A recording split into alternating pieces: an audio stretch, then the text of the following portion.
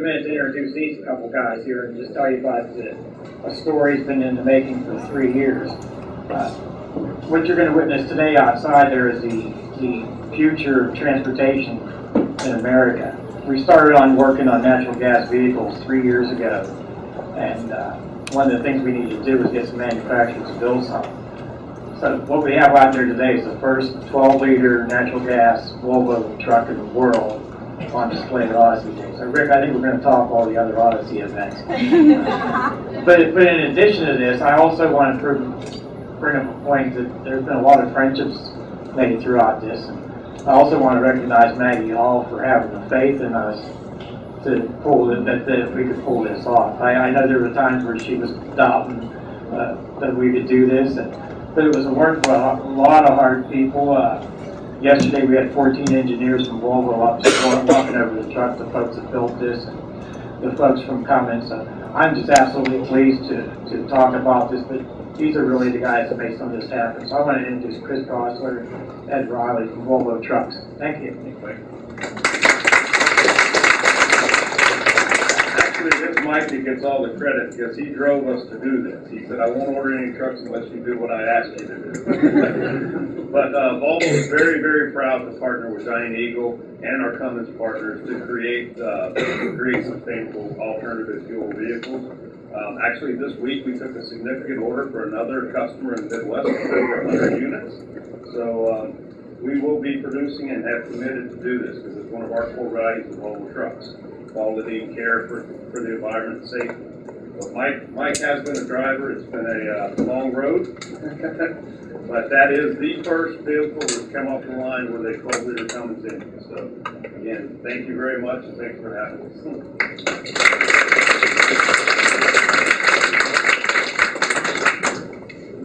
Thank you, and thank you for using our venue to show this off. We won't talk about the $400 and some thousand we turned back about 7 years ago when we really started this thing here that Mike had, right, Mike? We've been doing this a long time. I think I said on the 21st September when our NGB day, we had that natural gas station at the airport, and now it's gone, and we're begging to get it back now out there because we have a lot of people here. Unfortunately, one of our speakers couldn't make it with the natural gas taxis, but we're starting to move our whole area, and we're right in the middle of Marcellus Shale. Thank you, Jan Lauer, Rick Price, and the rest of the Pittsburgh Region Clean Cities organization for allowing me to share some of my thoughts and what we've been busy doing over the past many years. So I want to start with something fun first. Odyssey Day is a magnificent occasion, and with that I'd like to take a moment and define Odyssey, which I wouldn't be able to do if I didn't sit through Sister Ildefonse's Latin class all through high school. Odyssey is an epic poem recounting the long wanderings of Odysseus, and Webster defines it as a long voyage usually marked by many changes of fortune or sometimes misfortune. But natural gas vehicles and this whole process has been through so many different changes. It's wonderful for me as a young businessman to be able to see where it is today. So let's start with a little journey that our company took. In 2008, we started with an idea of aggregating information on these new words that we heard, Marcellus Shale. It quickly evolved into Utica Shale and then just shale. But we built an easy-to-use website that has so much information on it that it's mildly overwhelming, but our philosophy was, let's try to get as much content and relevancy out there. Can you pull up the articles? Sorry. So we launched the website, marcellusshale.com, and we saw immediately how quickly the flow of free traffic started producing more news and more information. So, wait, can you go to the top for a second? Where you go to news, you can see how many topics we cover, and actually the way that we come up with this is by looking at the Google Analytics and to see what people actually are clicking on and what they want to find out about. So the next thing to do is we hired Point Park University journalism, a couple folks from Point Park University, and we started covering the events in all the different realms we could possibly think of.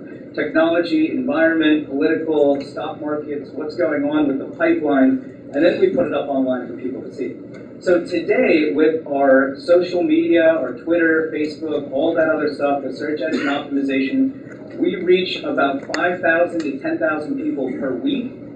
And our newsletter has about 4,000 people, and we do all this for free with the help of some of the people that give us some advertising donations, we call it. But I should also mention that we have a radio show which is syndicated in Pennsylvania, Ohio, and West Virginia, which is the crux of what's going on with the Marcellus and Utica Shale. So we have experts like EMAC Trucking and Rick Price and Mike Blickert, folks that we work with, to help us figure out exactly what's going on from the experts, and then we put it out all over the place to try to make sure we get a response as to if we're doing the right thing, if we're covering the right topics. We want to make sure that the information keeps going. So one of the next things we did is we launched a digital geographic information system, a GIS database that can show you all the wells. If you want to keep going down. Here's an example. So I don't know what state this is. Pennsylvania. So we were able to map all of Pennsylvania, Ohio, and West Virginia, and it's on a Google backend, so you can just click on it, see where the well is, see who the producer is, how many days it's been in production, what county it's in, so on and so forth. So it's a lot of great free information to help anybody with what's going on. So it's called shaleadvantage.com. Sorry, I forgot the name of the website. And with that, let's forget about all this stuff with our company for a second and talk about the global picture of what's actually going on. Other countries in the world have completely redesigned all of their transportation systems to revolve around natural gas. And America is on its way. Every week we see global competition. We see African shales, Poland shales, Indian shales, all these different countries and companies gunning for the opportunity to harness these resources.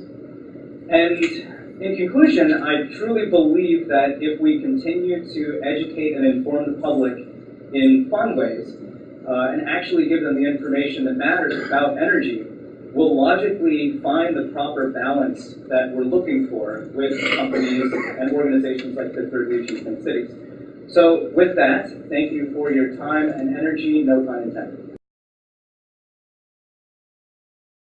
Thank you, and thank you for all being here today, and being part of this. This is a very exciting initiative, and we're glad that we're hosting here at our community college, as we're training folks for really the jobs of the present and the jobs of the future. That was a good car. I'd never driven a natural gas vehicle before that 2-week trial, and I got to tell you, it was like any other car I ever drove. No matter where I went, up a hill, on the parkway, on 79, wherever it was, you didn't know the difference. Well, there was one time you noticed the difference, when you went to fill it up. I was down on near empty one time, and I went to fill it up, and it cost $11 to fill up that vehicle. Think about what that would do for the average homeowner, the average worker who goes out, and when they fill up their car nowadays, it might cost them $50, $60, $70 to fill that up. You talk about money that would be pumped right back into an economy. You hear politicians that like to talk about tax cuts that would spur an economic growth. Think about when natural gas vehicles in the hands of the consumers, in the hands of the fleets that we do, and that's something I do want to do, and we're moving towards. We're going to convert our fleet over to natural gas because it makes sense. It makes sense in a lot of different ways. Number one, the savings that I just referred to. We're all looking to save money. Governments, individuals, businesses, always looking to get the best value for the dollar that we have. But secondarily, think about the amount of money that we send and continue to send overseas to folks that aren't necessarily our friends. So we can keep those dollars here. It's going to be a good thing. Oh, and by the way, guess who we put to work? We put our people to work. We put people in our communities in western Pennsylvania to work, not just extracting the natural gas, but surveying it, the geologists, the truckers, etc. And now we move into a new industry where we do have new mechanics, new fleets, new folks working on these vehicles. Oh, and also, by the way, it's a lot cleaner. burns a lot cleaner. When we talk about our carbon footprint, a lot less of a carbon footprint we put out there with natural gas than we do with oil-based gasoline. So the benefits really continue to go on, and I can't tell you how lucky we are to be sitting right in the heart of it, right under our feet. You know, for 30 years, this region had lost people because people had to move away to find better jobs. You know, we see it every time we watch a Steeler game, a Steeler away game. It kind of breaks my heart when I watch the Steelers play away, and you see all those yellow towels waving in the stands. And the announcers always tend to say things like, "Boy, don't those Steeler fans really good that they travel from Pittsburgh to Indianapolis or Cincinnati or Denver or wherever it might be." They don't have it right. What they don't know is for about 25 years, people from Pittsburgh had to move away to those cities. But Pittsburgh never moved away from them. So every Sunday they get together at their Steeler bar and reconnect with Pittsburghers. And then when the Steelers are in town, they all show up. They wave those towels. And you know, the good news is now we have our young people staying. And I think with natural gas and some of the other industries that we're growing here with energy, alternative fuels, we're becoming the energy capital of the world. That sounds good on a headline or a bumper sticker, but what does it really mean? It means jobs. It means jobs for our kids. It means jobs for our neighbors. It means jobs for this community. And we see that growth happening right now. The fact is 3,700 people, young people, moved into our county last year. Biggest number we've had in decades, and it continues to happen. But we've got to do it right, and that's really all of us working together. And I think public policy makers like myself, who set public policy, we've got to work with everybody to put in place policies that make sense. You know, just recently we had a little crisis when it came to transit, with funding and how we were going to pay for our mass transit. We came up with a solution, and I think it was very helpful, but there's still more solutions down the road. But let me give you one more solution that we're working on. The Port Authority has a $350 million budget. We spend $20 million a year buying gasoline, buying diesel fuel, oil-based diesel fuel. If we were on natural gas, we'd probably spend about half of that. $10 million a year we could put into more routes and more service and more savings for the taxpayers. So we got to work on that. The hard part of that is, if you know about how you got to buy buses, the county doesn't really pay for those buses. The federal government pays for those buses. And the federal government only wants to pay a certain amount. And unfortunately right now, natural gas buses cost more to buy than a standard diesel fuel bus. Doesn't matter that over the long term you're going to save a lot more money, the life cycle cost will be better. Federal government only cares about that purchase price because that's what they budgeted for. So these are some of the things we've got to work on and work to improve. I'm grateful that we have someone like Senator Bob Casey, who's been very helpful along these lines in introducing legislation and pushing legislation to allow us to get natural gas vehicles and then continue to grow this industry, save money, and do all the things that really make sense. So we need to continue to all work together. There's a lot of advocates in this room, I know, from a lot of different areas. But really what it comes down to is it comes down to jobs, it comes down to savings, it comes down to our national defense, it comes down to our environment. You know, you think about all those things together, it sounds like a no-brainer to me. Why wouldn't we do it? We're going to try to do it. We're going to try to do it. You know, there may be some forces on the other side, I guess, that don't want that to happen, but we're going to make sure that we're doing the right thing, we're setting the right priorities, and doing the right public policy. So what we see here, and with these collaborations and coming together, we can move this in the right direction. And I'm excited about that. I'm excited about converting our fleet to natural gas, converting our Port Authority buses to natural gas. And I think working with the private sector, working with other governments, we can do that. And I did go make the trip to visit our other counties. I took that car and went to the county commissioners in Beaver County and the county commissioners in Washington County. And they all were excited about it. You know, they're excited, number one, about their budgets they can save, but also excited about the opportunities.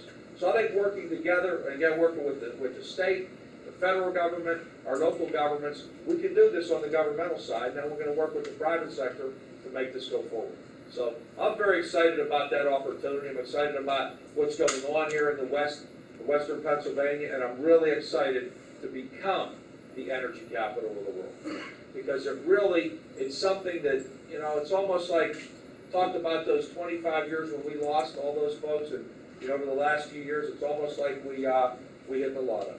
It's almost like this region hit the lotto. And we're so fortunate. We're going to do some good things. We're going to do it right. We're going to do it right, but we're going to move things forward. So I appreciate all you being here today, hearing me talk about what I feel is a passion I have for this industry and this opportunity.